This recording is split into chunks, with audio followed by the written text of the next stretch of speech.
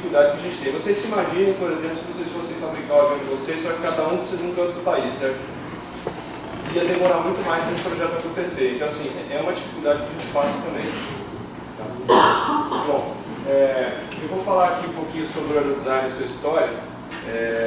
A ideia é vocês, como o Tarek falou aí, né, deve ter gente que deve ter nascido no ano que o aerodesign começou. Então, a minha ideia é contar um pouquinho como o aerodesign nasceu e vocês terem uma visão, desde as primeiras... Vocês estão todo mundo ouvindo, por favor?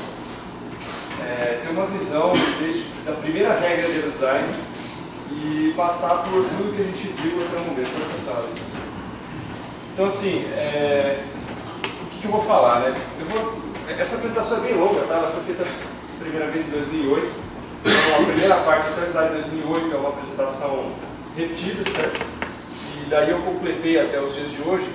E aí eu dei uma simplificada também, porque era muito material, tá?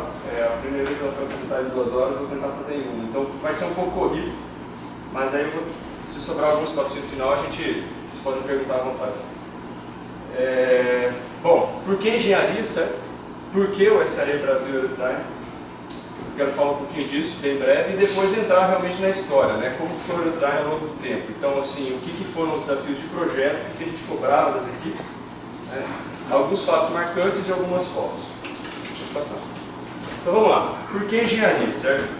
Todo mundo que desde criança já começa a sentir aquela pouquinho de diferença em relação a alguns coleguinhas, certo? Aquele coleguinha que odeia matemática, aquele outro que quer saber como é que o mundo funciona, né?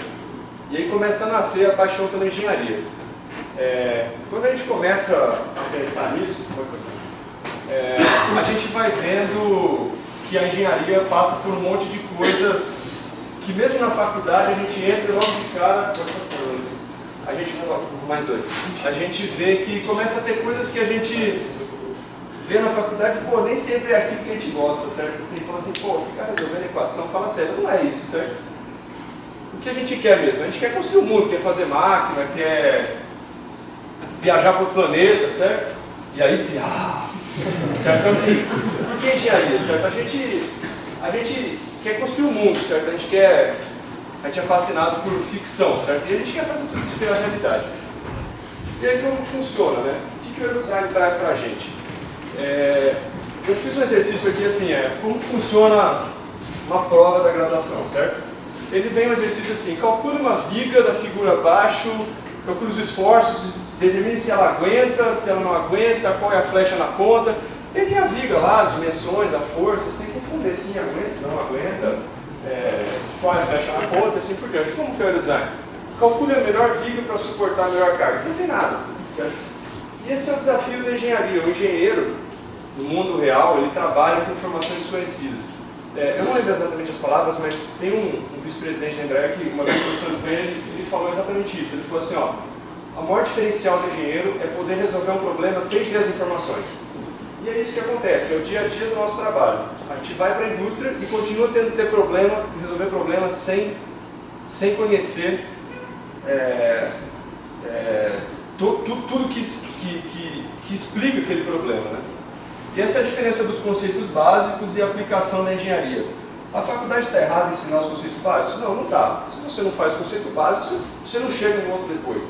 Mas o aerodesign é um adicional, certo? Ele tem uma aplicação da engenharia que é muito importante. Além de todas aquelas outras características que eu não coloquei aqui, certo? Esse ponto que eu estou tratando é o treinamento que o aerodesign proporciona em cima de solucionar um problema da vida real, né? Então, qual é o objetivo fundamental da competição do aerodesign?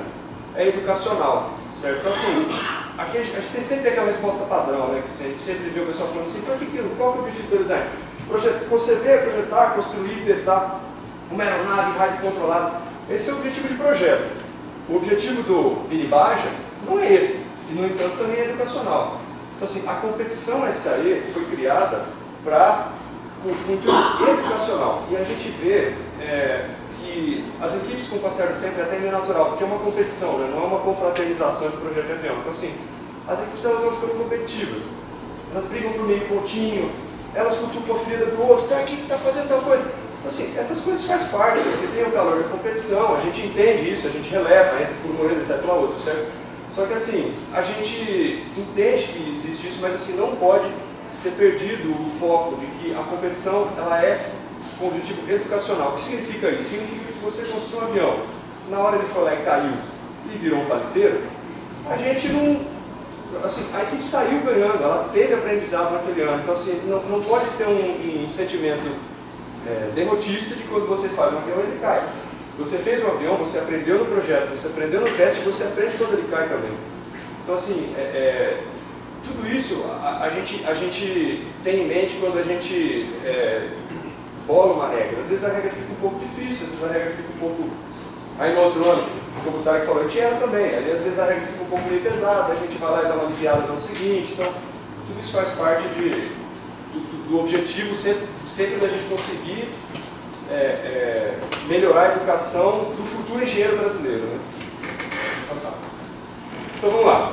Aqui está a linha do tempo, certo? Esse é o ano de 1998. E aí, como começou a competição do aerodesign? Né? Basicamente, duas equipes, duas universidades, né? A USP de São Carlos e o Cefet do Paraná, com apoio da seção SAE do Paraná, eles apresentaram um trabalho na SAE sobre a competição que já existia nos Estados Unidos. Eu não vou focar aqui na competição dos Estados Unidos, senão a gente não vai ter tempo, eu vou direto focar no Brasil, que já tem a sua própria história. Né? E essas duas equipes elas fizeram uma competição piloto, que na verdade não foi competição, os dois fizeram um avião para voar, certo? Claro que não existia verba, a competição não existia ainda, isso por exemplo, uma asa que o professor do Odeon era o modelo que ele tinha, com uma fuselagem que o pessoal fez lá uma gambiarra, né? Para conseguir botar esses dois aviões, a gente chama de prova de conceito, né? Proof of concept, né? As equipes foram lá e construíram duas aeronaves com o que elas tinham para poder dar o exemplo, certo? E daí sim surgiu a competição. Isso foi em 98, pode passar? Então aí as equipes, essa foto aí pessoal, eu até peço perdão para a equipe paranaense, as fotos que eu consegui estavam cortadas o pessoal ali, tá? Mas, e depois a gente pode passar. E aí a gente começou então para a primeira competição de fato. A primeira competição, ela foi realizada na AJA com 10 participantes, então vocês podem ter ideia também do quanto a competição já cresceu, certo? Essa aqui é aquela foto que todo ano a gente tira com todo mundo, é essa. E bem nostálgica, né? Parece aquelas fotos que estavam meio amareladas, já naquela época a gente não tinha câmera digital ainda, então ainda é escaneado. E só tinha classe regular, eram 3 dias de competição, um dia de apresentação e 2 de voo. Então só daqui já dá para ver que a competição mudou bastante, certo? Era feita no AJA, é um clube de aeromodelismo que tinha aqui em São José, acho que não existe mais, né? E a competição mudou bastante, pode passar. Como era a regra? A regra era igual à regra americana da época, que a regra americana também mudou. E aí vocês conseguem ver, inclusive, bastante semelhança com as regras que vocês viram do ano passado, retrasado, certo? Área em planta 0,775 metros quadrados, o motor na época era só o motor KT, compartimento de carga o mesmo que vocês tiveram no ano passado, tem um motivo para isso, tá? Só que as dimensões eram fixas. Carga de classificação 3,5 kg, decolagem 61 metros, o pouso não tinha regra de formação, isso os relatórios em papel. Aqui estão os aviões da época, certo? O Shepop está aqui, ó, o Shepop aqui. Para quem conheceu o Shepop. Tá vendo? Vocês veem assim, ó, guarda-sol, tá vendo? Era um negócio. A competição era pequena, ela estava nascendo, certo? Pode passar. Tem o Shepop para dizer que a gente não derruba avião, ele derrubou na época também, certo? Eu fiz um slide dedicado, só para vocês verem o Shepop derrubou o avião. Aí aqui foi para 2000 foi o primeiro ano que eu participei, tá pessoal? Então assim, aqui começou a minha história no aerodesign. Eu pretendo mostrar para vocês alguns projetos que eu participei. Eu não vou entrar no detalhe do projeto, mas eu só vou mostrar, porque eu participei de uma série de projetos não convencionais, esses que a gente sempre vê, né? Toda 99,9% dos aviões aí com asa alta, trem triciclo, não sei o quê. Eu quero mostrar alguns projetos não convencionais que eu participei, porque eu lembro que na época, desde que eu entrei na competição, eu sempre tive muito forte essa questão do lado educacional. E esses projetos não profissionais foram verdadeiras escolas. não estou incentivando a fazer coisas bizarras. Eu estou falando assim, existe uma série de dificuldades de quando você sai do convencional e quando você tem o foco educacional, a gente não precisa ter medo de ousar, certo? É basicamente o resultado, a mensagem que eu quero passar. Então, esse aqui já foi em 2000, o primeiro projeto que eu participei, certo? Era uma aeronave em tandem. Acho que inclusive foi a única aeronave na design até hoje que já teve gerador de vórtice, porque essa asa não funcionou. A única curiosidade desse projeto é que a gente não conseguiu fazer ele voar antes dos testes. Os únicos voos que a gente fez 3 tentativas, ela caiu, e sendo que no último, que ela voou sem voar loucamente, a gente não conseguia, depois que ela subiu, ela não descia mais. Então quando chegou na frente, nunca conseguiu fazer um exercício de curva no avião.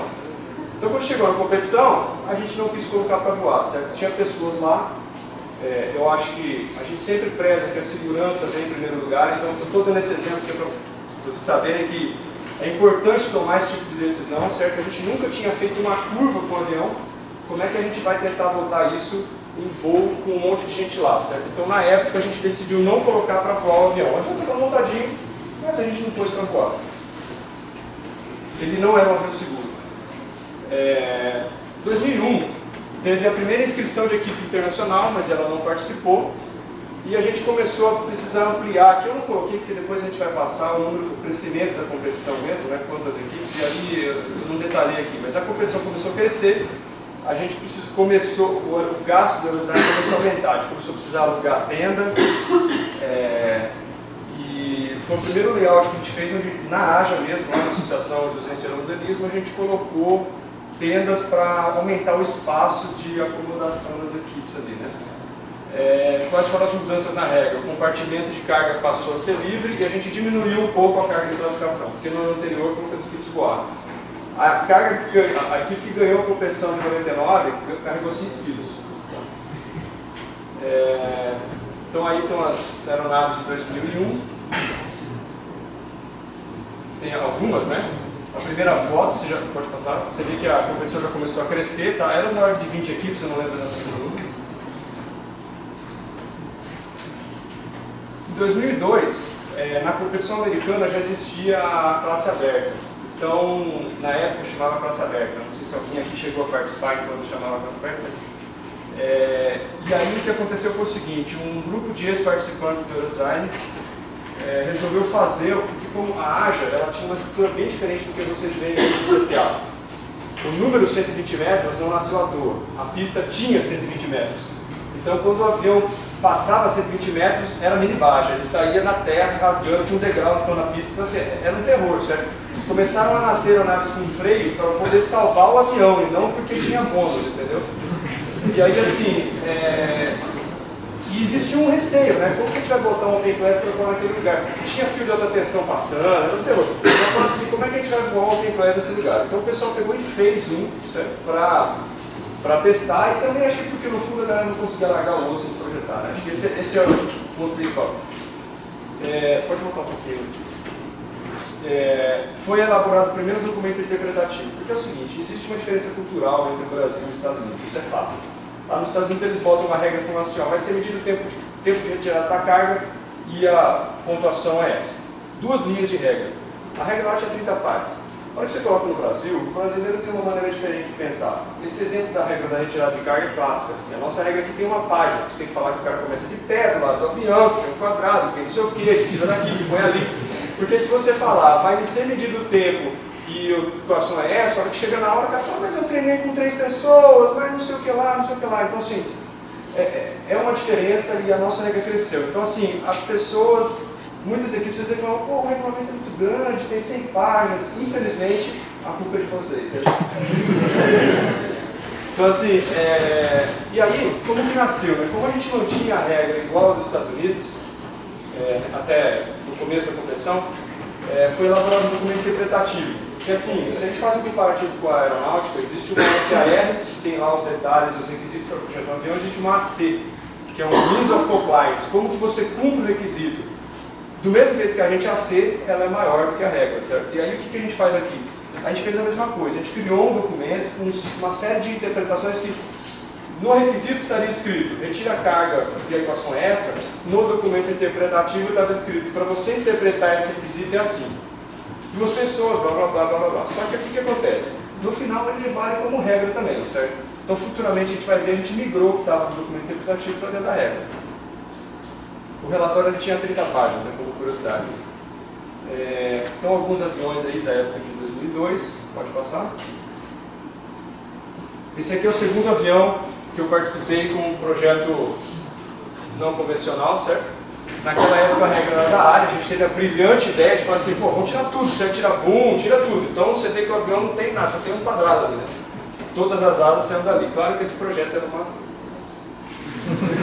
Mas assim, foi bem divertido projetar também, certo?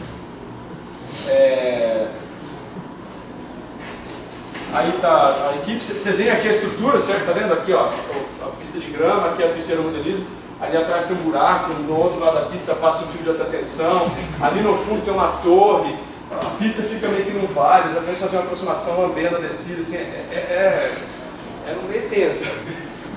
Era tenso, por isso a intenção da gente fazer o teste com o avião classe aberta. Pode passar.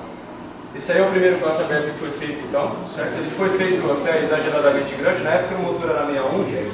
Esse avião ele não cumpria com a regra do Open Class dos Estados Unidos, tá? Ele ficou até maior, ele tinha 4 motores .61. E foi um exercício para o pessoal para tentar entender a construção de um avião tão grande, porque ninguém tinha passado por isso, né? Como é que você vai elaborar uma regra para um negócio que você nunca fez? Esse aqui é o Jarbinha, quem conhece, certo? Desde o começo ele já estava lá, as equipes que têm auxílio com a Altec, que conseguem material composto com eles, conhecem o cara, ele está sempre ajudando as equipes aí, ó, desde aquela época ele já estava envolvido na competição. Aí o avião voando, ele voou, certo? Não caiu, mas o pessoal ficou com medo de colocar a carga máxima. Eu não estava na competição, por isso que eu estou falando.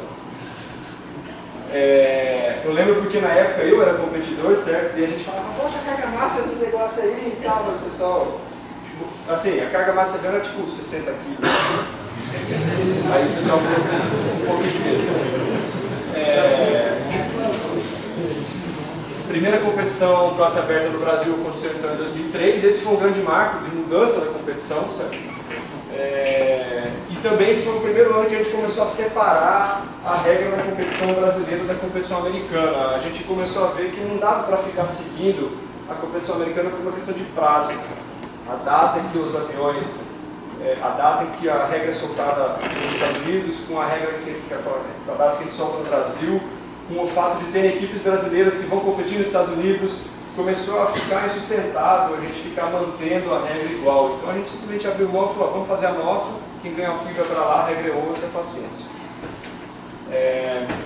A gente começou a usar a tela de proteção, a gente começou a ver, a competição começou a ficar grande, acho que era da ordem de 50 equipes aqui. O clube de aeromodelismo ali começou a ficar insustentável a participação lá, o acontecimento da competição lá. E a gente começou a pensar numa saída, certo? As 3 equipes que participaram na primeira competição foram o ITA, a Federal do Rio Grande do Norte e a PUC do Rio de Janeiro. A envergadura máxima, a classe regular, né? A envergadura máxima de 1,83 m, a gente introduziu o motor OS. O motor KRB era considerado pelas equipes como menos confiável, né? Ele apagava mais fácil. Então assim, algumas equipes mediam, diziam que o KRB tinha até um pouco mais de potência, mas foi unânime, assim, todo mundo migrou para o OS pelo argumento de confiabilidade do motor. Tá? Regras da classe aberta eram as mesmas dos Estados Unidos. A gente tinha uma limitação de cilindrada máxima de 1,22 polegadas cúbica e a carga de classificação era 8 kg. Então assim, essa regra começou a classe aberta. Tá? Aqui ainda era a mesma dos Estados Unidos, a da regular a gente já começou a mudar. Então aqui tem algumas aeronaves, você vê como a mudança da regra influencia o design do avião, certo? A gente mudou, agora a área era livre, só que limitava a envergadura. Agora começaram a surgir biplanos, tá vendo? Tem uma série de biplanos aqui. O pessoal começou a investir em asa elíptica, em coisas diferentes, porque você tinha que otimizar o avião com uma envergadura reduzida, né? Pode passar. Esse avião aqui também é um exemplo, ó, certo? Preciso de área e não tenho envergadura. A gente apelidou na época esse avião de Mach 4, né? Para quem conhece a Gillette, né? Mas assim, foi um projeto interessante também, era bem curioso. Eu era competidor na época também. Aqui uns primeiros Openglass, eu não sei se essa aqui. Pode passar. Bom, 2004. 2004 foi o primeiro ano no CTA. Isso, 2004 foi o primeiro ano no CTA. Aí aqui começou o aprendizado também na organização da competição ali. Tá? Nessa época, a competição ainda não era onde vocês veem hoje, naqueles hangaretes. Ela ficava num lugar separado, na grama, colocava nos tablados e montava uma tenda, tipo de um circo. Então, aqui ainda era feito com tenda, apesar do CTA. Só que a gente ganhou mais espaço, ganhou uma pista muito melhor, certo? Eu diria que talvez o asfalto da AJA era melhor para os aviões, era mais lisinho do que aquele asfalto do CTA, né? Mas assim, tinha aquele asfalto bom só por 120 metros, depois era mini baia, como eu falei. Assim. Então, no geral, acho que foi um ganho bastante grande em relação a espaço e infraestrutura. A gente começou a mudar um pouco a regra da classe regular. Aqui eu estou colocando, pessoal, só o que mudou em relação ao ano passado. Então, assim, eu não coloquei nada da envergadura, porque continuou 1,83 m, que era a regra do passado. A gente mudou as dimensões do compartimento de carga e começamos a criar começaram a aparecer os primeiros requisitos de segurança bem específicos, como, por exemplo, testes para hélices pré-fabricadas, porque teve um piloto que se machucou dando partida no ano anterior com uma hélice fabricada pela equipe, né? A gente criou um bônus para pouso de 120 metros e a gente fez isso porque quando a gente mudou para a AJA, a gente começou o CTA, a gente começou a ver um outro efeito, certo? Como a pista agora era muito boa, a equipe deixava o avião rolando até onde o Júlio perdeu a moto, certo? E aí tinha que ir lá buscar o avião. E hoje o nosso tempo, desde aquela época, já começou a ficar evidente que o tempo de voo é crucial para que a gente tenha o maior número de baterias possível.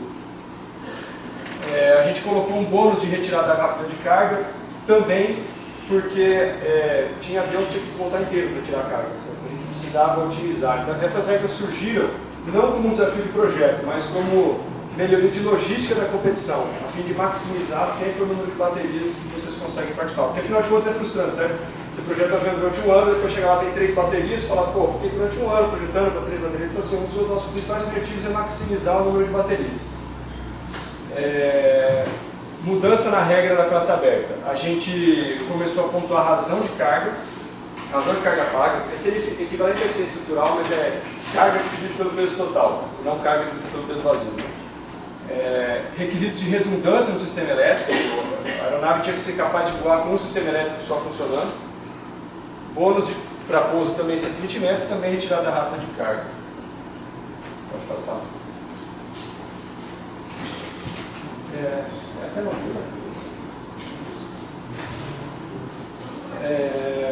Bom, aí no ano seguinte, desculpa, essas aqui são algumas fotos, a gente vê essas tendências, né, de planos, asa elíptica, sempre o pessoal dando prioridade para esse tipo de solução.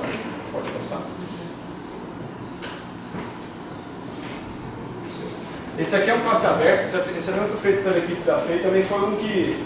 Esse foi um que a gente ficou pedindo para o pessoal tentar aprovar e não foi, certo?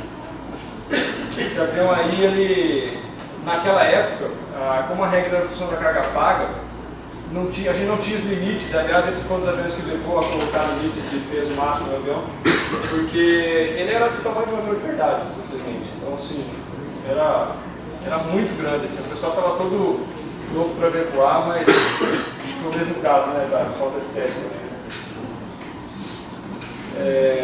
Esse aqui foi o outro projeto não convencional que a gente participou, a gente apelidava esse aqui de ferro de passar roupa, certo?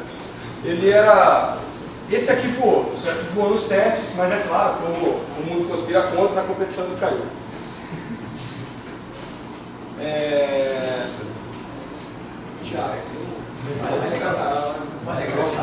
Desculpa, e esse avião aqui também, certo, pessoal? Como tinha o bônus de parada, eles desenvolveram um sistema de reverso, certo? Foi o primeiro reverso do design. Eles giravam o motor inteiro, certo? Você vê que a pipa está para frente aqui, né? Tinha um sisteminha que a hélice está para frente, ele gira inteiro assim, passa a frear o avião com o motor. Tá?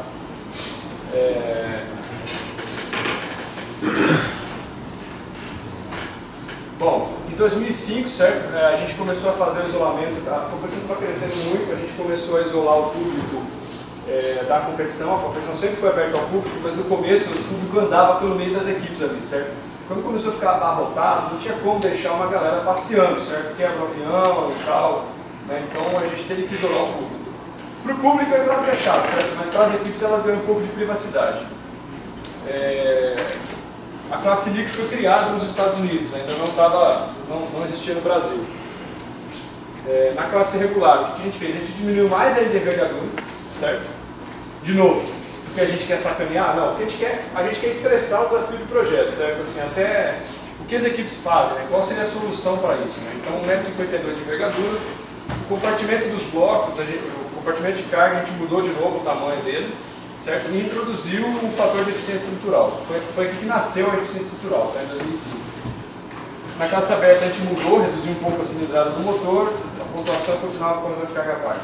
Aqui, então, pessoal, a gente tem sempre essa filosofia, muitas vezes a regra não muda de um ano para o outro. Vocês podem ter visto a própria regra de área de asa, que vocês participaram quem participou aqui em 2014 e 2015, a gente mudou o tamanho da área. Por que a gente faz isso? Porque a gente precisa estressar um pouquinho uma regra que a gente criou, certo? Para as equipes terem tempo para otimizar para o ano seguinte, mas a gente não quer que a equipe venha com o mesmo avião. Então, muitas vezes a gente muda limites, a gente muda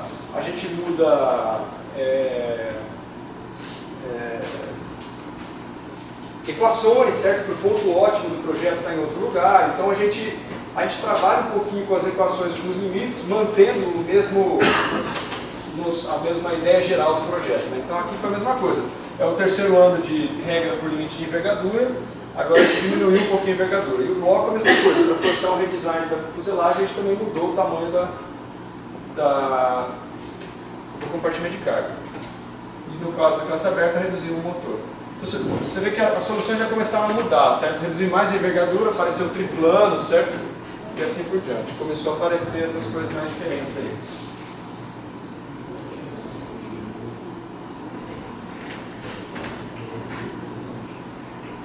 Olha, essa solução também é interessante, tá vendo? O ducted fan, acho que se não me engano foi o primeiro ducted fan que apareceu no design.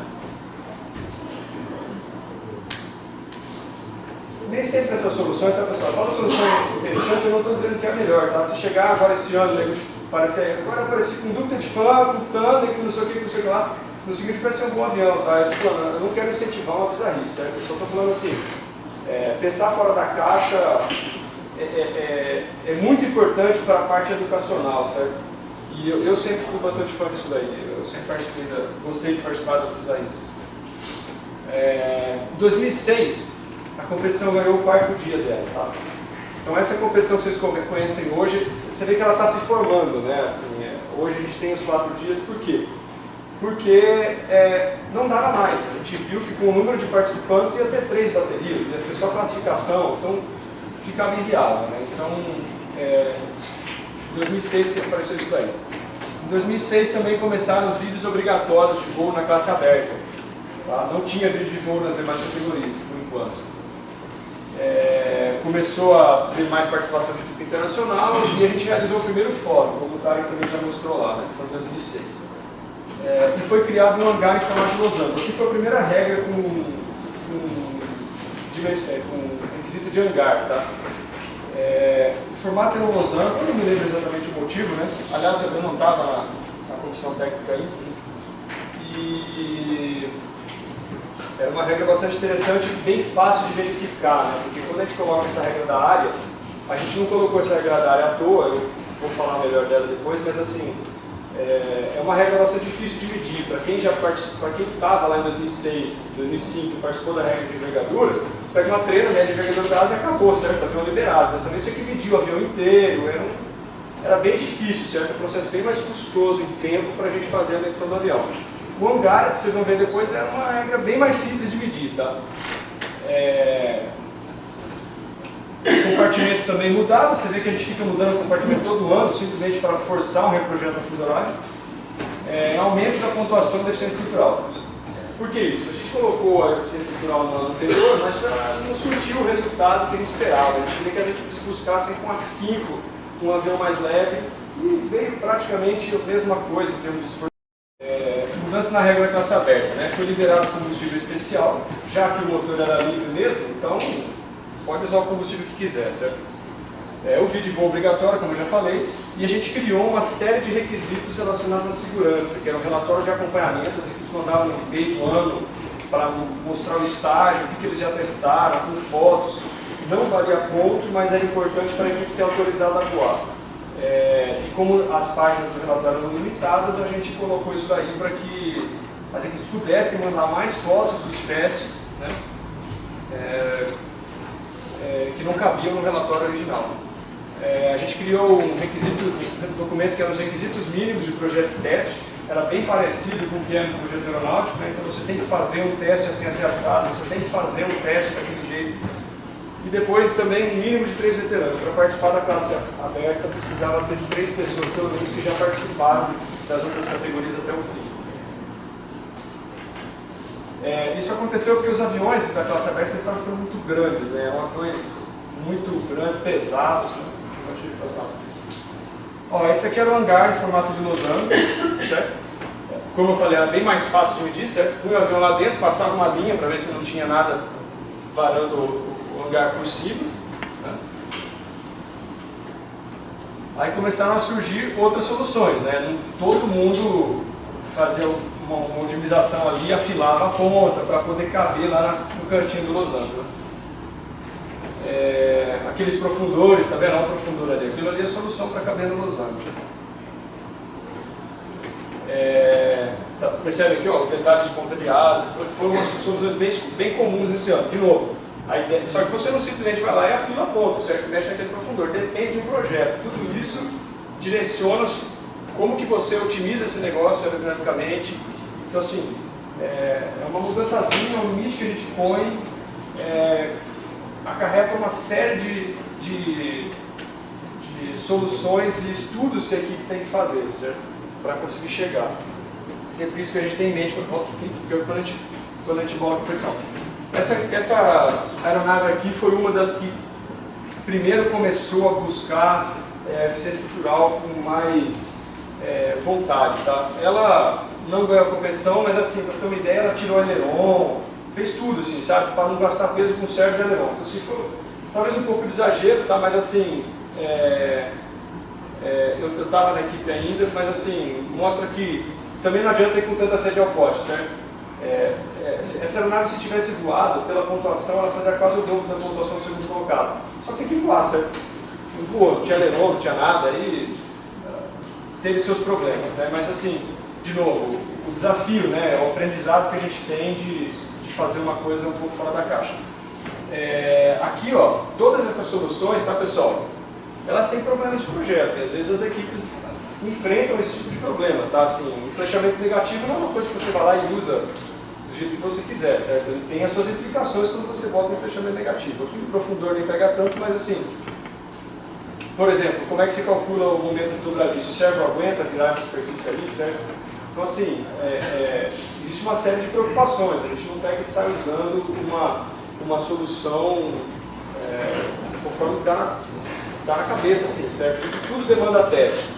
E quando a gente coloca essas regras, a gente tem assim, 1.500 participantes trabalhando nos aviões, enquanto a gente como está calculado, aproximadamente 13 pessoas que colocam uma regra, a gente não consegue imaginar tudo que vai sair de uma regra que a gente coloca, certo? A gente não imaginava, a gente até imagina algumas soluções possíveis, mas a gente não imagina tudo que as equipes vão pensar, porque afinal de contas são 1.400 cabeças pensando, certo? Contra 13. Mas é natural, certo? A gente dá uma tendência e as equipes começam a buscar o ótimo, porque a gente não tem tempo para fazer isso, certo? Para achar o ótimo. Pode passar. Esse é o último avião onde eu participei, tá? Para minha satisfação, a gente conseguiu finalmente fazer um voo válido com uma coisa não convencional, certo? Esse avião era um classe aberta, ele carregou os 8 quilos que tinha da carga de classificação, depois num outro voo decolou com 14, decolou também com 14, tá? E aí de novo, tá? O que eu sempre falo, da visão de segurança e, em primeiro lugar, certo? E educacional também. A gente não precisa ganhar a competição para aprender, certo? Nesse projeto aí, a gente chegou inclusive a mandar alteração de projeto, tomando penalidade por isso, porque ele era muito ruim laterodirecionalmente. Dá até para ver aqui, o leme sai um pouco para fora, a gente teve que aumentar por testes que a gente fez, né? E assim, a gente foi para a competição e briefou o nosso piloto que se esse avião não tivesse numa aproximação controlada, joga no chão, certo? Por quê? Porque a gente não quer, de novo, colocar o público em risco, certo? Afinal de contas, é uma classe aberta. E na verdade foi o que aconteceu. Então, no voo de 14 kg, ele decolou, ele fez a volta completa, só que ele não estava conseguindo aproar a pista por causa do vento de través, e aí o piloto jogou no chão, tá? Então, assim, eu falo isso, então, pessoal, para vocês terem noção de que às vezes a gente fala que parece um exagero essas coisas, mas a gente vivenciou isso, certo? Eu já tive um avião que a gente não colocou para voar e um avião que a gente jogou no chão de propósito. Então, assim, essas coisas acontecem, tá? E nem por isso a gente deixa de ter aprendizado. Para mim, essa foi a minha maior escola, tá? Essa torção que vocês estão vendo na asa foi de projeto, tá? Não é estrutura torcendo, não. Porque tinha vórtice do canard, tinha toda essa estrutura interagia com ela mesma, era um projeto difícil de fazer, e essa torção é de projeto. Então, assim, foi uma verdadeira escola esse projeto para mim, e a gente jogou no chão. O intuito educacional foi cumprido, tá? Eu acho bastante importante deixar isso para vocês. Eu estou contando do meu lado, tá, pessoal? Porque assim, até 2006 eu estava na equipe, tá? Então era uma visão de participante que eu tinha até lá. Agora virou a página, certo? Em 2007 eu fui fiscal na competição, comecei a participar de avaliação de relatório. Aqui a competição já tinha 4 dias, certo?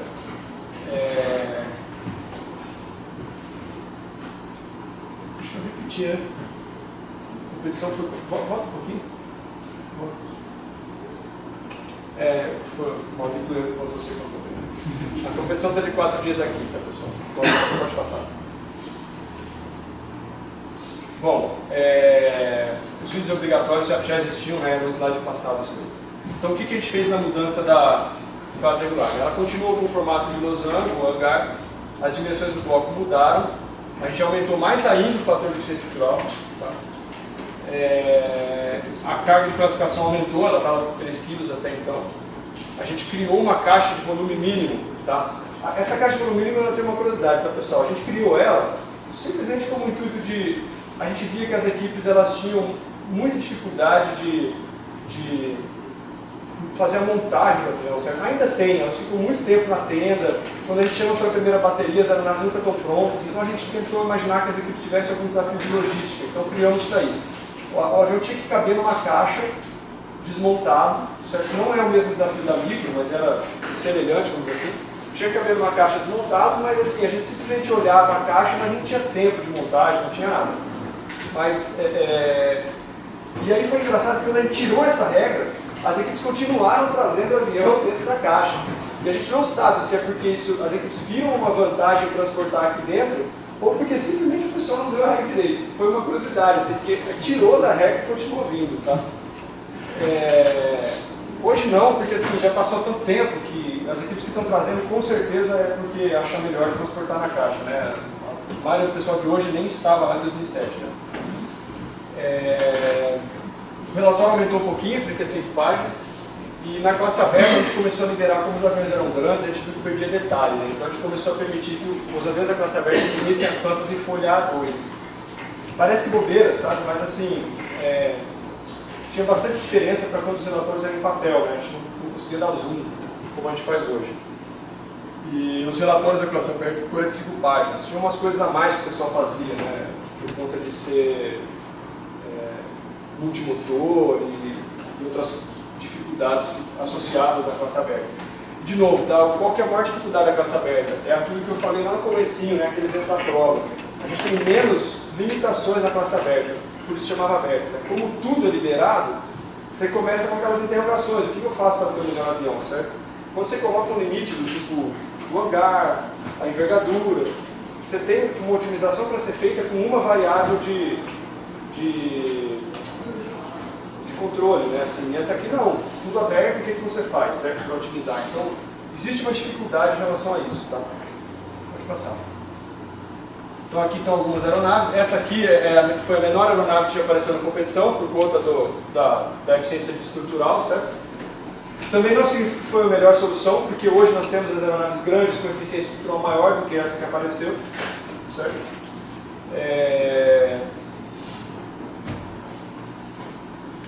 Bom, de novo, né, continua com as soluções afiladas, ponta de asa, biplano, engraçado, né, apareceu biplano também ali mesmo com o hangar. A envergadura do hangar não era tão ruim não, tá? Mesmo assim, tem esse tipo de solução aí. Pode passar. Bom, em 2008, o pessoal, o ex-participante também das competições, criou também um protótipo da categoria micro para fazer o lançamento da competição no ano seguinte, tá? Tentando correr atrás do que o pessoal dos Estados Unidos estava fazendo. Mas até então não existia competição, né? Na classe regular, a gente fez algumas mudanças aí, né, que foram... a gente criou uma limitação por somatória das dimensões, né, limitadas a 6,35 metros. Você somava lá a envergadura, o comprimento do avião, a altura, ficava limitado esse valor. O compartimento de carga sempre mudando. Modificamos de novo a eficiência estrutural. Essa modificação da eficiência estrutural ela influencia bastante o projeto dos aviões, né? Então, é claro que se a gente sumisse com a eficiência estrutural hoje, é muito provável que muitas equipes iriam reforçar algumas coisas porque elas não querem ficar quebrando o avião necessariamente. Então, você faz um trade-off, né? O quanto você aceita quebrar o avião versus o quanto você quer de ponto, né? Esse trade-off é dimensionado pela eficiência estrutural. A gente criou também a pista segmentada. Nessa regra aí, existiam duas marcações de pista, uma em 30,5 metros e uma em 61. E a equipe ainda tinha o trade-off de determinar se era melhor decolar em 30 ou melhor decolar em 60, porque as pontuações eram diferentes. Né? E na classe aberta a gente tirou a retirada rápida de carga. Pode passar. Então aí a gente tem uma foto da equipe, certo? Eu consegui poucas fotos de 2008 e 2009, infelizmente, tá? Eu não sei o motivo, mas acho que alguns anos foram menos bem registrados, vamos dizer assim. Né? Pode passar. Em 2009, então, surgiu a primeira vez a classe micro na competição. Tá? Na classe regular, a gente colocou a soma de dimensões limitadas a 135, só que agora considerando blocos de superfície. Significa o seguinte, se você tivesse um biplano, por exemplo, considerava a envergadura das duas asas ali, né, que estão sobrepostas, mas tinha que somar também a envergadura do profundor. Se você tivesse um biplano, profundor biplano, tinha que somar a envergadura de um deles, mas não dos dois, né, porque senão matava qualquer... seria a mesma coisa entre duas asas, uma com maior alongamento, o pessoal ia optar por maior alongamento. Para o biplano poder competir, a gente colocou a soma dos blocos. Né.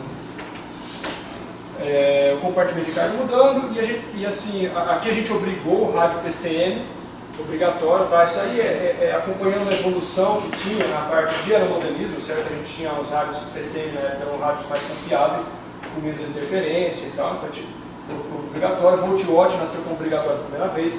Eu não estou mencionando aqui, tá, pessoal, mas assim, tudo que a gente faz envolve custo para as equipes, como por exemplo, compra de um rádio, a gente não faz na louca assim, a partir de agora é obrigatório. Então, assim, a gente normalmente coloca como um bônus do ano anterior, dos anos anteriores, para tentar fazer com que as equipes comecem a ir comprando seus rádios mais modernos, certo? Então, o que a gente faz? A gente ia lá nos anos anteriores assim, quem coloca o Volt-Watt, 2 pontinhos de bônus. Quem tem rádio PCM, 2 pontinhos de bônus, sei lá. A gente dava um bônus que, é claro, é um bônus para a equipe que tem mais dinheiro, mas porque no futuro vai ser obrigatório. Então a gente, na verdade, só está dando tempo para as equipes comprarem o equipamento, certo?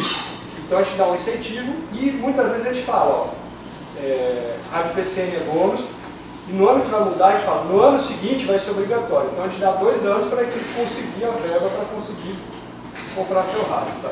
A gente entende que tem equipes com condições financeiras variadas, certo?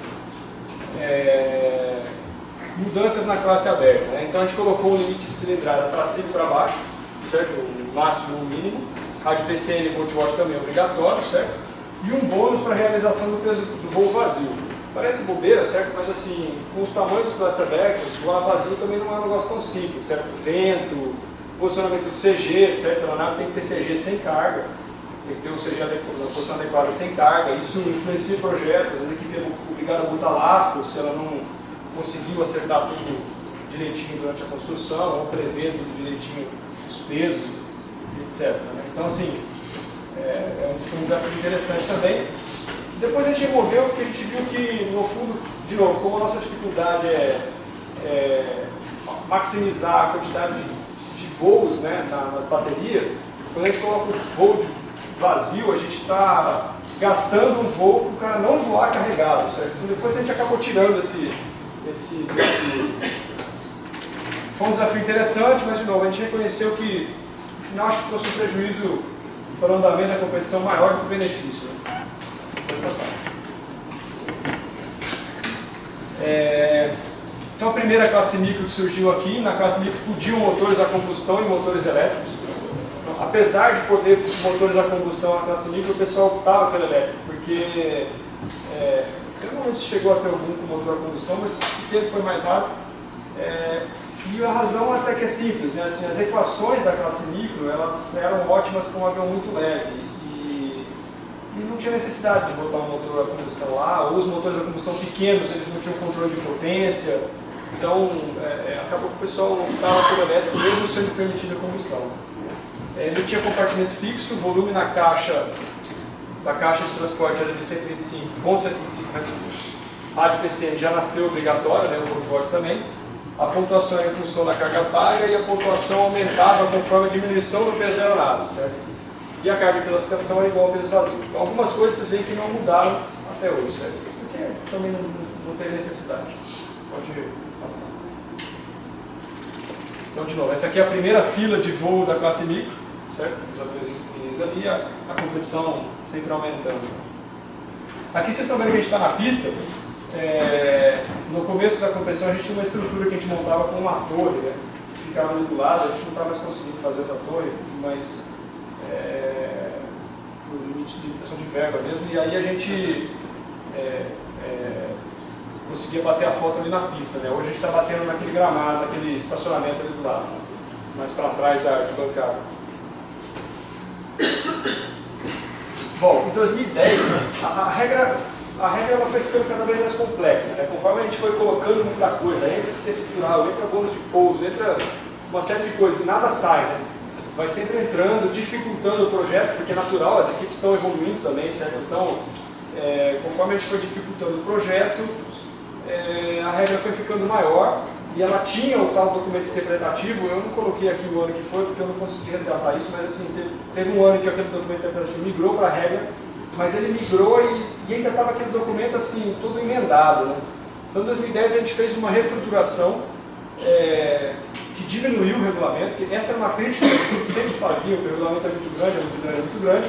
A gente sabe que tem coisas que não dá para tirar mesmo, né? Como eu falei lá, é uma característica da maneira do povo brasileiro pensar, certo? Ficar buscando cada detalhezinho, mas ainda assim tinha coisas que dava para otimizar. Então a gente fez um esforço lá, otimizou o documento da regra e conseguiu migrar os requisitos mínimos de projeto de teste da classe aberta para dentro do regulamento, mantendo o número de páginas, então assim, e aumentando a letra.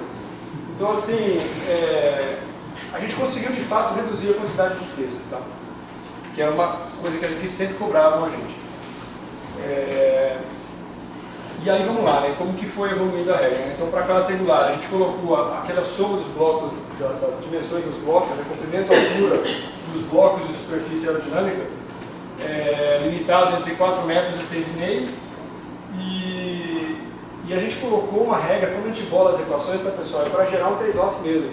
Esse tipo de equação ela tinha pontos ótimos, locais, vamos dizer assim, tanto no lado superior como no lado inferior. Então, assim, tinha equipes competindo com a dimensão de 6,5 e tinha equipes competindo na dimensão de 4. Tá? E esse que é bacana, assim, porque a ideia é deixar vocês perdidos mesmo, certo? Aonde está o ponto ótimo, tá? Para poder gerar uma diversidade de aviões, né? O maior lado do comprimento, o compartimento de carga, ele podia ter qualquer dimensão, mas a maior dimensão estava limitada a 500 milímetros. A bonificação pela distância de pouso é 61 metros e carga de classificação aumentou para 4. A carga de classificação, tá, pessoal, é um reflexo direto de que as equipes estão evoluindo, né? Começa a ter mais equipe voando, mais equipe carregando com facilidade, uma carga maior do que eram 3, 3,5. A gente foi lá e deu uma subidinha na carga de classificação. Então, assim, às vezes, algumas equipes até reclamam, pô, vocês subiram mais a carga de translocação? Subir a carga de translocação é um reflexo de que vocês estão melhores, certo? E não que a gente está mais sacando. Pode passar. Mudança na regra da classe aberta, né? Então a gente colocou pouso também e subiu a carga de classificação para 10 kg da classe aberta. Na classe micro, mudou um pouquinho as regras do compartimento de carga, ele tinha uma proporção do bloco e contava o volume do menor bloco, do maior bloco com essas dimensões que podia ser inscrito no bloco da equipe. Então a equipe podia fazer qualquer dimensão, só que a gente calculava o maior bloco com essa proporção que cabia dentro. Acho que o motivo era só para ser chato, né? É difícil de imaginar, né? Então assim, a gente fez uma regra que a gente nem conseguiu explicar direito. O volume da caixa de transporte aumentou um pouco para 0,175 metros quadrados e a pontuação, quando eu coloquei aqui o maior volume do compartimento, é claro, tá? Maior carga, maior, tudo o resto tinha ainda, tá? Só que o volume do compartimento entrou para a pontuação. Na regra anterior o volume era fixo, então se é fixo não precisa dar pontuação baseada nisso, né? Pode passar. Então aqui algumas soluções daquele ano. Esse ano aqui teve uma asa voadora também. Esse projeto para mim, eu fiquei boquiaberto, assim, muito fantástico o projeto. Voou muito bem, decolava na linha. Eu conversei com aquilo também, dei os parabéns para ele, foi realmente fantástico esse projeto aí. De novo, tá? Falando minha visão, que eu sempre gostei dessas coisas, tá? Mas ficou um pouco pesado, não ganhou a competição, mas realmente foi um projeto muito, muito interessante. Carga, né? Esses dois aqui? Da forma patente. Essa aqui, né? Foi a única equipe que até hoje chegou no limite da carga, 20 kg, né? 20 kg de peso total. Como eu falei, foi um pouquinho pesado, tinha eficiência estrutural, aí não ganhou a competição, mas foi o único que chegou nos 20 kg. E esse classe aberta aqui chegou nos 35, né? Teve uma equipe anterior já que chegou a voar com 35 também, decolou, mas não chegou a completar o voo, tá? Eu lembro que na época eu era competidor, vi os caras decolando com 35 e me arrependo, puta, já perdendo. Mas 2011, a gente começou com os rádios 2.4, que são os rádios que estamos usando hoje. Aí é aquilo que eu falei, quando eu coloquei início, é porque ele surgiu como bônus, tá? Só que assim, esse rádio, muitos aeromobilistas já usavam, então assim, a gente colocou como bônus, 80% das equipes já migraram para o rádio 2.4.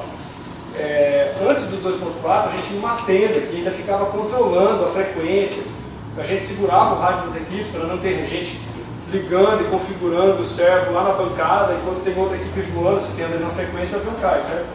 Então os rádios ficavam todos presos com a gente e a gente controlava a entrada e saída dos rádios, tá? Então era um pouquinho mais chatinho de controlar. O rádio 2.4 foi um ganho para as equipes e para a gente, né? A gente teve menos esforço para controlar isso e com certeza as equipes tiveram mais agilidade para poder configurar suas aeronaves lá, né? Porque uma equipe não podia regular o servo dela se uma outra equipe tivesse uma frequência parecida com a outra. Com 90 equipes participando da competição, tinha muita frequência batendo, né? Aí o que mais, né? Então as mudanças na regra da classe regular, né? A gente mudou de novo os limites entre 5 e 6,5 metros agora e considerando a envergadura de cada superfície. Aí, quando você considera cada superfície, aqui mata um pouco o biplano, né? Multiplano, porque somar duas envergaduras é melhor você fazer a asa de uma vez, né? Então, matou um pouco, mas ainda assim gerava outro tipo de exercício, né? Aqui a gente colocou esse requisito de o volume do compartimento era a função da carga. Foi uma ideia que a gente teve para tentar deixar o compartimento livre, mas ao mesmo tempo a equipe ter alguma coisa para otimizar. Eu coloquei o valor aqui, tá, pessoal? Porque eu vou até contar de onde veio essa ideia. A gente no começo, a gente teve uma ideia assim, vamos mudar a carga da classe regular, assim, vamos mandar o pessoal carregar água. Aí eu falei assim, pô, vai ser legal, né? Não sei o que, não sei o que, vamos estudar. Aí a gente começou a estudar. Como que a gente estudou? A gente começou a ver quanta carga se carrega na competição, quanta água a gente ia ter que disponibilizar na competição, a gente ia ter vazão, porque você imagina assim, né? A cada 3 minutos que tem um voo, 10 litros d'água sendo jogado fora, porque ou caiu, ou porque vazou, ou porque a equipe teve que esvaziar, caiu fora da carga. Aí 10 litros a cada 3 minutos. A gente começou a avaliar a vazão na competição, a gente começou a ver que a gente ia precisar de uma caixa d'água 2.000 litros para acomodar o fluxo. Assim, as regras elas são estudadas, tá, pessoal? Só para ter uma visão. E a gente não faz isso a gente não faz isso na louca também. Esse ano vamos colocar água. Então o que a gente fez? Falou, vamos botar um exercício, né? Vamos colocar uma densidade próxima da água, mas não vamos botar 1000, porque senão a galera já vai sacar, né? No seguinte eles vão falar, 1000 é nada. A gente botou um número aí, cara, a galera começou a achar um monte de coisa. Falou assim, isso é a densidade do corpo humano. Tá fazendo, é um tipo de passageiro. Mas assim, não tem nada a ver, tá? A densidade de carga no avião é muito menor que o corpo humano. Tá cheio de espaço vazio, certo? Cada um senta na sua poltrona, mas foi engraçado. E a gente começou a colocar outros requisitos porque a gente estava preocupado com a introdução de água no ano seguinte. Então a gente colocou requisitos em que a equipe tinha que macaquear o avião, medir CG sem usar o dedo, para fazer um negócio um pouquinho mais processual, né? Ter um equipamento para medir CG do avião, porque a água se mexe, né? É uma carga que vai se mexer em voo. Então a gente começou a ficar preocupado com isso, né? Tinha que ter CG vazio, essa medição do CG era carregada em vazio, porque pode acontecer da água vazar em voo, certo? Então o avião tem que ser capaz de voar vazio também, só que a gente não queria que 90 equipes fizessem voo vazio. Então o que a gente fez? A gente criou regras para o CG para não ter que fazer voo vazio de novo. A largura máxima do compartimento e a largura de 400 milímetros, porque no ano seguinte a gente não queria que a água caísse para o lado, certo? Na hora que o cara está fazendo uma curva descoordenada, eu não perdesse o controle. Distância de pouso 50 metros e pouso em 4 setores. A gente identificava para pontuar quem pousava mais curto de quem pousava mais longo, né? Então, 4 faixas na pista e a gente identificava. Então, você vê assim, a gente começou a colar uma regra toda para tentar levar para uma regra com água no ano seguinte, certo? E testamos tudo isso na regular com uma carga fixa. Tá? Bom, na classe aberta, também colocamos pouso em 4 setores, bonificação. Aqui começou a surgir a parte eletrônica, tá? A gente sempre tenta acompanhar um pouquinho os Estados Unidos, tá, pessoal? Simplesmente pelo fato de que a gente não consegue fazer o contrário. Porque às vezes a gente até tem umas ideias legais, só que a gente não consegue falar assim, os Estados Unidos copia a gente aqui, eles não fazem, tá? Então assim, só que a gente sabe que quem ganha aqui tem que ir para lá, então tem que haver um mínimo de treino, de preparo, né? Tem que ter um mínimo de envolvimento, de ligação entre as duas competições. O pessoal começou a colocar eletrônica embarcada lá, a gente começou a colocar eletrônica embarcada aqui. A maneira como eles colocaram a eletrônica embarcada lá, a gente não concordou, aí a gente fez diferente, a nossa media tempo, mas a ideia era começar a embarcar a eletrônica no avião. Né? Mudamos de novo as limitações de cilindrada. A nossa ideia aqui estava sendo realmente diminuir os aviões de classe aberta, porque como a gente estava introduzindo a eletrônica, a ideia é vamos influenciar mais a eletrônica e não o tamanho da aeronave, porque o tamanho em si gerava muito mais era bonito ver os aviões grandões e tal, mas assim, barulho, 4 motores ligados, 3 motores, 2 ligados, mas assim, trazia muitas complicações para a competição, aquelas aeronaves muito grandes. Em termos de benefício aeronáutico, não é tão grande, certo? A maioria do que a gente projeta é com coeficientes adimensionais. A gente trata com CL, certo? Não com líquido. Então, CL de massa grande, massa pequena é CL. Então, em termos de desafio aeronáutico, não era tão maior. Era mais o desafio de todas as dimensões serem livres.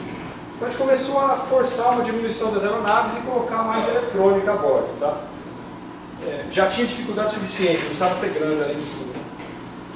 E outra coisa também, né? Poucas equipes participavam, quem sabe se a gente diminuísse, não teria mais participantes por conta do custo, né? 2 sistemas, 2 motores, o avião cai e quebra 2 motores ao mesmo tempo, então assim, tem um custo associado, a gente queria ver se conseguia trazer um pouco mais de equipe para a classe aberta, né? Classe micro, a gente mudou um pouquinho a proporção daquele bloco, e criamos a decolagem ou em 25 metros, por que 25? Né? Uma vez que a pista tinha 4 faixinhas lá, a gente conseguia usar uma pista menor, porque a pista micro sempre sobrou pista para o pessoal. Né? Então, a gente aproveitou que tinha 4 setores e colocou uma decolagem mais curta, ou lançamento à mão. O cara lançava com o avião mesmo. Tá? Aí, deixava de ser um exercício de comprimento de pista de decolagem, passava a ser uma capacidade de se manter em voo. Né? A gente viu que surgiu bastante avião bem mais limitado, certo? Avião que não conseguia nem voar contra o vento, às vezes. E começamos a limitar apenas para motores elétricos. A preocupação do apenas motores elétricos é justamente porque os motores, a combustão eles eram mais potentes, certo? E assim, a gente tinha colocado como requisito que o piloto só poderia acelerar depois que o cara lançasse, certo? Para não ter nenhum perigo ali, né? Mas porque a maioria dos motores pequenos não tinha controle de potência, ou não era muito bom, a gente ficou meio com receio e limitou em motores elétricos. Eu não coloquei aqui, volta um pouquinho, mas eu acho que tem... Eu acho que a gente tinha... Ah não, beleza, é isso mesmo. Porque aqui permitia decolagem ainda. Pode passar.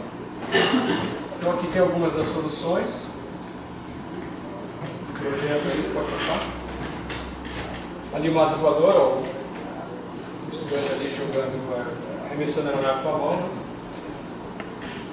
Bimotor, né, tinha bimotor bico, legalzinho. Pode passar. Bom, aí 2012, aqui pessoal, eu não sei quanto tempo vocês têm aí. Tem alguém com 5 anos? Tem alguém que participou de 2012 aí? Tem um. 2011? 11? 12?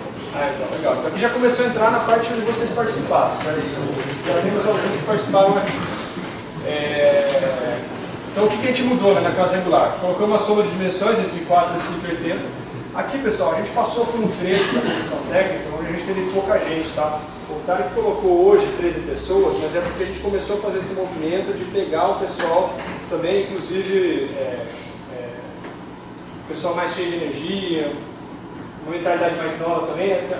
A gente tem que admitir que a gente vai ficando ultrapassado, certo? Porque a gente estava, quando a gente disse que ele estava sem fôlego, quando ele comentou, né, a gente tinha inclusive pouca gente. Então não é à toa que a gente ficou durante muito tempo só mudando o limite e equação da regra, mantendo assim, né, hangar quadridimensional, limite de envergadura, e fica mudando os limites, mudando a equação, mudando o limite, mudando a equação. Tem um lado do nosso fôlego para estudar o que a gente vai fazer, como eu falei, né, a gente pensou na regra da água, mas não é uma coisa que a gente consegue fazer de uma hora para outra, exige testes, exige algum esforço, certo? E a gente não conseguiu fazer isso na época, ainda bem, na verdade, depois eu vou falar mais. E aí por isso que a gente ficou, né, durante um bom tempo mudando simplesmente equações. Então assim, existe um lado que a gente tem que deixar vocês utilizarem, e aqui inclusive assim, tem duas coisas, né? Uma que a gente teria talvez mudado mais a regra se a gente tivesse visto os aviões convergirem para uma solução ótima, que é o que a gente vê que acontece muito rápido na regra da área, né? Nos primeiros anos que eu comentei, a gente ficou bastante tempo com a regra da área de asa, da área planta, porque a gente estava acompanhando os Estados Unidos. Depois que a gente separou dos Estados Unidos, aí a gente começou a seguir a nossa própria regra. E essa regra dos hangares, aí, das limitações, a gente chamava de hangar quadridimensional, que tinha mais de 3 dimensões, com todas as envergaduras. Essa regra do hangar quadridimensional aí, a gente nunca chegou a ver um avião que era a solução ótima, que todo mundo convergia para aquela. Você tinha um monoplano em primeiro lugar, um biplano em segundo, sabe? Então assim, ou vice-versa. Então, foi uma regra bastante interessante, tá? E por isso a gente deixou ela mais tempo. Teve um lado da falta de fôlego, teve um lado também que a gente nunca viu a competição convergir para a solução ótima, né? Foi uma regra bem balanceada, para falar a verdade. Bom, a largura máxima do compartimento continua de 400 mm, as demais medidas livres. E aí, a gente começou, na época que a gente estava começando a pensar em contar água mesmo, a gente surgiu mais uma dúvida, que assim, o quanto as equipes, o quanto o momento de inércia do avião poderia influenciar na estabilidade deles. Então assim, no regra ano passado, a densidade era a densidade 947 kg por metro cúbico, então dava um volume de compartimento grande, só que com um bloquinho de aço e chumbo, hoje chumbo é proibido, né? Aço lá no meio, assim. Então ficava aquele blocão, espaço vazio, mas a carga toda concentrada. Se eu ocupasse tudo isso mesmo, né, o momento de inércia é muito maior. Será que isso teria algum problema? Putz, não sei, né? Porque como que as equipes vão lidar com isso, né? Então a gente ficou meio com receio e falou, pô, vamos botar alguma coisa com a densidade mais perto da água. Aí começamos a colocar, né? E começamos a olhar, o que tem de densidade próxima de 1000 ali, né? Aí começamos a ver, parafina é 900 kg por metro cúbico. Aí a gente começou a pensar em umas coisas assim, né? Pô, mas a pessoa dando sol, a carga deforma, depois não tira de dentro do avião, sei lá, né? Como que a gente faz para achar essa solução? E aí a gente viu que o MDF não era densidade da água, era até menor, né? Mas beleza, cumpriu o objetivo que a gente queria. E a gente colocou lá, a carga paga tinha que ser MDF. E aí o bloco ficou livre, certo? Porque você tem que já dimensionar o compartimento para caber a carga que você fez. e criamos a bonificação por confiabilidade, para minimizar aquele efeito de uma aeronave que ganha com um voo só. Cai, faz um voo e ganha. Então a gente tentou minimizar isso, né, fazer com que as equipes se preocupassem um pouco mais em fazer com que a aeronave terminasse o voo e pudesse ser usada de novo. Né. Claro que a equipe pode, de repente, arrumar alguma coisinha, né, por exemplo, o hélice pode quebrar de um para o outro, mas assim, a ideia era não só voar de um voo para o outro, não, desculpa, porque isso já garante o voo válido, certo? A equipe terminou com o avião, se não terminou com o avião inteiro, ela não tem voo válido. Se ela terminou com o voo válido, ela teoricamente pode voar de novo, mas o ponto é garantir que a equipe conseguisse fazer 2 voos muito bons, né? Essa foi a ideia da confiabilidade. Pode passar. Na classe aberta, diminuímos mais ainda o motor, certo? 0,50 cilindradas. O 0,50 a gente fez porque a gente viu que ainda existia motor 0,25 no mercado, então a ideia era que não matasse bimotores, né? E aí a gente colocou a carga Ultimate Advanced na carga classe aberta. Eu não coloquei aqui, eu não lembro em que ano que mudou de classe aberta para Advanced de nome. Aqui já era Advanced, então o slide está errado. A gente mudou de aberta para Advanced foi no ano em que entrou a eletrônica, foi no ano passado, foi no ano 2011. Aí ela mudou de aberta para Advanced, né? Porque a gente começou a limitar um pouco mais o avião, né? O avião começou a ficar um pouquinho mais limitado e colocamos algo mais avançado, né? Essa foi a ideia. Nos Estados Unidos fez isso também, tá? Mudou o nome da categoria. Bom, e aí colocou a água lá. Por quê? Já que é Advanced, certo? Então o pessoal põe água lá. E outra, não vamos testar com 90 equipes, uma coisa que a gente está cheio de dúvidas logísticas de como prover água para tudo isso, certo? Se começa a vazar água na bancada da equipe, o que ela faz? Imagina aquela molhadeira no salão, certo? Com equipamento elétrico, bateria. Como que seria isso? Não vamos testar isso com 90 equipes, certo? A gente testou todo o processo de medição de CG, largura do compartimento, momento de inércia, questão de tudo isso com a classe regular, vamos botar água na classe Advanced. Daí a gente colocou lá e na verdade não foi muito bom resultado, certo? Não tinha nenhum avião que voava sem vazar. Alguns vazavam mais, outros vazavam menos, mas nenhum conseguia não vazar. E a gente viu que assim, era um pouco mais difícil do que a gente pensava, tá? E aí depois a gente acabou abrindo mão da regra da água. Talvez fosse interessante, certo, ver a água em 90 equipes, mas a gente viu que começou a se tornar um desafio muito maior de hidráulica do que de aeronáutica. Então a gente fala assim, não é isso que a gente quer, certo? Assim, a equipe gasta uma semana para projetar toda a aerodinâmica do avião e um mês para projetar um negócio que não vaza. Então assim, não era o nosso objetivo, né? A gente manteve para mais um ano depois e viu que a dificuldade continuava, então a gente abortou a regra da água. Mas bom, enfim, teve a regra da água aí, largura do compartimento 400, os mesmos requisitos de posicionamento do CG. A gente media a cronometragem da água, a nossa ideia era logo de cara, né? Que o cara fizesse, sei lá, 10 litros de água vazando como um furinho, né? Você fica 2 horas esperando pingar lá. Então, colocamos uma limitação, um bônus, né, para retirar rápido. E começamos a pontuar a medição de alguns parâmetros de voo, tá? Para continuar mantendo esse link com a competição americana. A gente ainda estava forçando um desafio de aeronáutica, certo? Porque é uma competição de aerodesign, não é guerra de robôs, não é futebol de robôs, certo? Então, assim, tem eletrônica em outras competições também, mas a gente não podia abrir mão da aeronáutica. Então a gente continua dificultando, mas mantendo um link com as equipes que precisam estar preparadas para participar da competição americana e porque também, depois mais para frente eu vou falar, né, a gente pensa talvez em outras intenções aí, né, em relação à eletrônica. E na classe micro, né, a gente colocou as bolinhas de tênis. As bolinhas de tênis ficou bastante tempo na competição, você vê desde 2012, então a maioria aqui nunca viu um micro sem bolinha de tênis, certo? Os compartimentos eram pequenininhos. A ideia da classe micro é justamente como eles eram devagar, como eles vão devagar e tem pouca potência, a gente queria de propósito colocar um desafio de arrasto, né? Por isso a gente gostou quando a gente teve a ideia de botar MDF, o compartimento ficou atrelado à própria carga, à dimensão. A nossa ideia era que a gente conseguisse fazer a mesma coisa para a classe micro, tá? Então a gente colocou isso aí, bonificação de conformidade também. E aqui a gente proibiu o pusher, porque a gente tornou o lançamento à mão obrigatória. Nosso receio era que o cara não tivesse a hélice atrás, certo? Mas depois a gente teve um incidente também, de um acidente com um aluno que se machucou com o lançamento da mão e depois a gente tirou a regra também, pode passar. Bom, vamos lá, algumas aeronaves desse ano, pode passar. O lançamento agora. Pode passar. 2013. 2013 surgiu o site, tá, pessoal? Então, assim, sorte de vocês que nunca trabalharam com papel, tá? Porque o site foi uma verdadeira revolução, tá? A gente conseguiu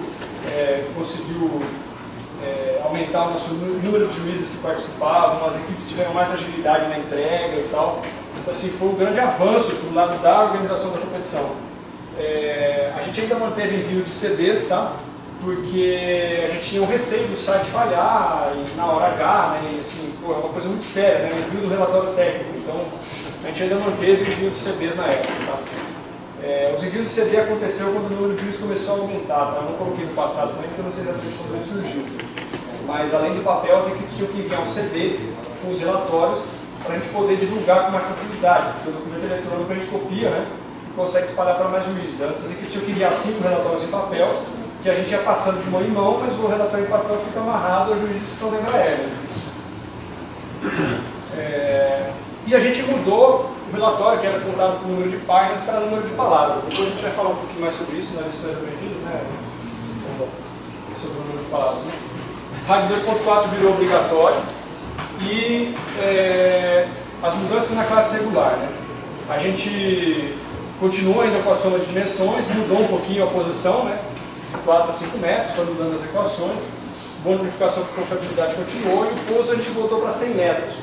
Por quê? A regra do pouso em 4 segmentos era muito bacana, só que ela era complicada, porque a competição ela tem algumas dificuldades, do tipo, colocar 4 setores, ficam 5 linhas ali, né? A de 25 metros, a de 50, a do 0, 25 e 50. Né? No 0 normalmente não precisa ficar ninguém, mas no 25, e no pouso precisava, porque você tem que saber exatamente aonde que a aeronave tocou e onde ela parou. Então a gente precisava de 5 fiscais de pista, que é uma posição para a gente complicadíssima, o cara da bandeirinha lá, ele fica no sol durante muito tempo. Então quando a gente colocou isso aqui, foi uma regra bacana, mas para ela acontecer era um pouco complicada. 5 caras durante 3 dias no sol era difícil para a gente manter. Tá? A gente voltou, deu uma simplificada, deixou o pouso só em 100 metros, que é pousar dentro da pista inteira. Que é a nossa ideia original, certo? Simplesmente que o avião saísse correndo até os cultos do inferno lá para a gente buscar depois. Né? E na classe aberta, era tudo igual ao do ano passado, com água ainda. Por quê? Como os aviões tiveram muita dificuldade, a gente não mudou nada. Ficou exatamente a mesma regra, só colocando o pouso em 100 metros. E para a classe micro, a mesma regra, a gente só mudou as equações, a regra das bolhas inteiras. Né? 2014 pode passar. Ah não, desculpa, algumas aeronaves da competição. Pode passar. Beleza, 2014 então. A gente criou pela primeira vez as vagas reservadas. A intenção das vagas reservadas, tá pessoal, não era com relação ao número de equipes que estavam participando, tá? Porque na época, na verdade, a gente ficou com receio de que a competição, como ela estava no limite, assim, né, por exemplo, 97 equipes, a gente não queria que justamente as duas que ficaram de fora, por um azar, fossem exatamente as duas que ganharam no ano anterior. Falei assim, pô, imagina, as duas equipes que ficaram de fora foram as duas vencedoras. Então a gente criou as vagas reservadas, tá? Eu vou falar um pouquinho mais depois de todo o impasse que a gente teve esse ano, na última apresentação do dia, tá? Para a classe regular, a gente voltou para a área de 0775. Se vocês olharem, e 4.800 centímetros cúbicos com dimensões livres, é a mesma regra lá de 2000. Por que a gente fez isso? A gente queria que a gente queria ver de fato a evolução das equipes, né? E a gente conseguiu. Porque naquela época, lá em 2000, 2001, as equipes, a primeira competição foi 5 quilos, lá para 2000, 2001, as equipes carregavam 10 quilos, sofria 10,5. E agora a gente vê cargas do tipo 13, certo?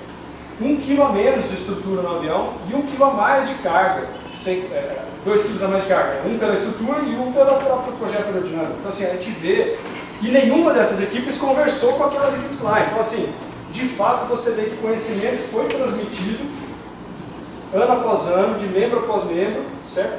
E a gente fez de propósito, de novo, como o nosso intuito é sempre educacional, a gente queria testar se o conhecimento está sendo passado, se as equipes estão aprendendo, se a técnica das equipes está evoluindo. e está, certo? O que, se a gente competisse os aviões de hoje com os aviões 2000, os aviões de hoje ganhavam, com a mesma regra, certo? Então o conhecimento foi passado e as equipes aprenderam, a tecnologia desenvolveu, certo?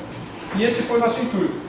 E os requisitos de CG e macaqueamento foram tirados para ficar parecido com a regra lá do passado, tá? Pode passar, Letícia. Bom, classe aberta, né? Virou carga útil livre, peso máximo 3 kg, era a única limitação, certo? Motores elétricos passaram a ser permitidos, eu não coloquei os motores aí porque eram as mesmas cilindradas do passado. Os aviões já estavam ficando um pouco menores, aí a gente removeu os requisitos mínimos do projeto de teste, as próprias equipes já estavam se garantindo boa preocupação com relação a isso. O relatório de acompanhamento deixou de ser obrigatório e a pista voltou para a pista original também, porque era a regra de 2000 lá, né? 2000. A classe micro, a gente colocou essa regra com bolinha fixa, número de bolinhas fixas, né, bolinha de tênis, e a pontuação ficou em função do peso vazio. Pode passar. Então, algumas aeronaves aí. Passar. 2015. 2015 foi o ano que a gente detectou essa explosão do número de equipes, tá? De novo, vou falar mais para frente na outra apresentação. Agora a gente consolidou o site, não tinha mais que enviar CD, ficou tudo pelo site. Na classe aberta, praticamente as mesmas regras de antes, a gente só mudou os limites, como eu falei, né? A área de asa, volume do compartimento, comprimento de pista, a gente mudou tudo para forçar um novo desenvolvimento, certo? É claro que com tudo isso a mais, as equipes carregaram mais peso que no passado, mas a ideia foi manter a mesma lógica do outro ano, né? O ano 2014 já mostrou para a gente que a gente queria ver, né? As equipes evoluíram. E o vídeo de voo ficou obrigatório pela primeira vez para todas as categorias. Pode passar. Na classe aberta, então, né? O pouso manteve a mesma pista. A mesma pista é quase que sempre, tá, pessoal? Porque assim, a gente pinta a pista lá, todas as equipes, todas as categorias usam a mesma, né? A bateria do motor elétrico podia ser pesada como carga útil e o sistema de aquisição também. Por quê? Porque no ano anterior já podia o motor elétrico na classe aberta e ninguém usou, né? Na classe Advanced, né? Então ninguém usou. Então o que a gente fez? A gente pegou e deu um incentivo a mais, né? O pessoal poder botar um motor elétrico competindo com o motor a combustão. Porque a bateria pesa muito, né? Na classe micro, continuou com as bolinhas de tênis, a gente modificou um pouquinho a quantidade de bolinhas para ter que projetar o avião e a pista aumentou também. Pode passar. Eu não coloquei foto aqui, mas 2015 acho que todo mundo aqui deve ter participado. 2016, então 2016 o que a gente está mudando, tá, pessoal? Está surgindo o torneio de acesso, a gente mandou a regra para vocês ontem, e aí a gente vai falar um pouquinho mais deles, tá? Desse torneio. E o regulamento desse ano todo mundo já conhece. Nosso objetivo foi mudar tudo, então vocês viram lá que mudou bastante coisa em todas as categorias e criamos o torneio de acesso, tá? O objetivo é mudar tudo para dar uma renovada. Todas as equipes falam, os aviões estão parecidos. Por quê? Porque a regra da área converge muito rápido, né?